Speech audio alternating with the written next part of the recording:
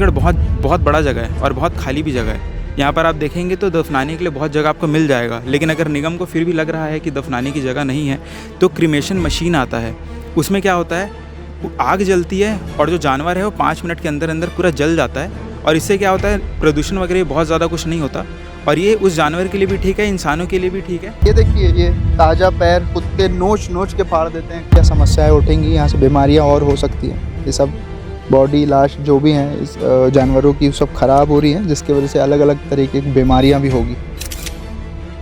निरंतर हम लोगों से बातचीत करने की कोशिश कर रहे हैं, लेकिन कोई भी सामने आकर बात करने को तैयार नहीं। आपको क्या लगता है कि खुलेआम यहाँ जानवरों को डंप किया जा रहा है, वहाँ से बीमारियाँ नहीं निकलेगी और इनके घर तक वो बीमारियाँ नहीं आएगी? ह्यूमंस की जितनी भी बीमारियाँ हैं जो जानवरों से आने वाली हैं, जूनोटिक डिजीज़ जिनको कहते हैं, लगभग ह्यूमंस की 60% बीमारियाँ जो होती हैं वो जानवरों से ही हमको आती हैं।